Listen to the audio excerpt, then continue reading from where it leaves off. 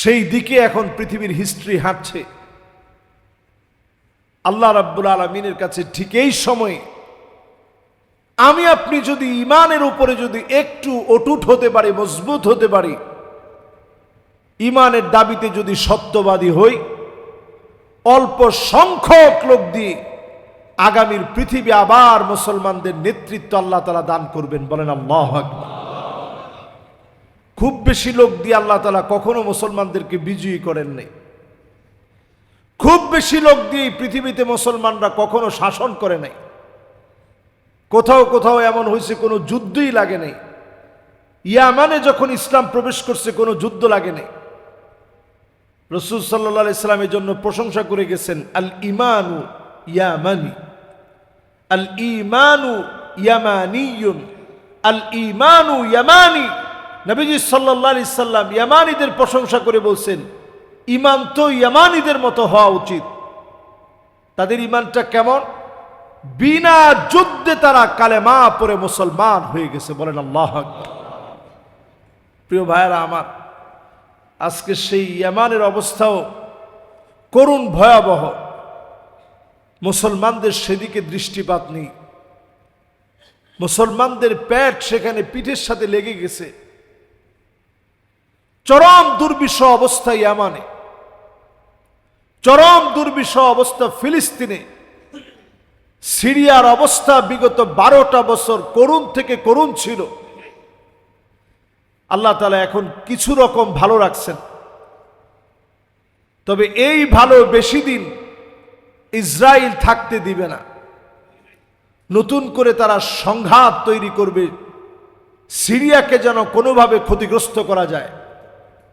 এই দেশগুলোর নাম বারবার আমি বলছি এই জন্যে, কারণ নবীজি সাল্লাল্লাহু আলাইহি সাল্লাম এই দেশগুলাকে বলছে আকরু দারিল মুমিনিন, মুসলমানদের ফাইনালি আবাসস্থল হবে এই ভূমিগুলা।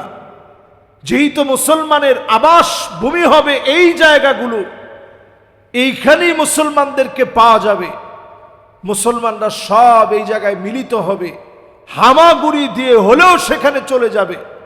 এটাকে মাহশার ওয়াল মানশার বলা হয়েছে।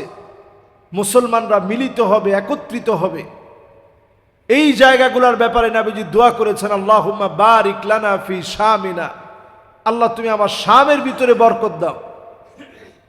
শাম 4টা দেশ নিয়ে, বর্তমান লেবানন, ফিলিস্তিন, জর্ডান, সিরিয়া, এই 4টা দেশ নিয়ে পুরা এই শামটা গঠিত। নবীজি শামের জন্য দোয়া করে গেছেন। এই জন্য ইসরায়েল তার একটাকেও ভালো থাকতে দিবে না। এরপরও যদি আমরা মুসলমানেরা ইসলামের দিকে না আসি, এখনো যদি আপনার বিবেক এতটুকু নাড়া না দেয়, নামাজের দিকে যদি আপনি না আসেন, আল্লাহর আদালতে কেমন করে আমরা জবাব দিব? আল্লাহ পাকের কাছে আমরা কামনা করি, আল্লাহ তাআলা যেইভাবে যুগে যুগে মুসলমানদেরকে বিজয়ের জন্য প্রস্তুত করেছেন, ইমানি হিম্মত দিয়ে আল্লাহ যেন আমাদেরকেও প্রস্তুত করেন। পড়েন আমিন। আল্লাহ যেন আমাদের প্রত্যেককে নামাজি, দিনদার, প্রত্যেককে ইমানদার হিসেবে আল্লাহ যেন কবুল আর মঞ্জুর করেন। পড়েন আমিন।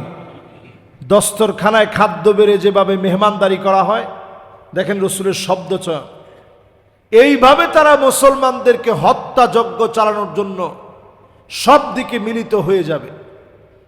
আমার তো মনে হয় রাসূলের এই হাদিস পুরাপুরি বাস্তব হয়ে গেছে। সারা দুনিয়া মুসলমানদেরকে হত্যা করার, হত্যাযজ্ঞ চালানোর, দস্তরখানায় খাদ্য বেড়ে মেহমানদারি করার মতো তারা সব জায়গায় মুসলমানদেরকে মারছে। আল্লাহ রাব্বুল আলামিনের কাছে সাহায্য কামনা করি, আমাদের ইমানি দৌলত যেন আল্লাহ দান করেন, এ তৌফিক আল্লাহর কাছে কামনা করি। আমিন।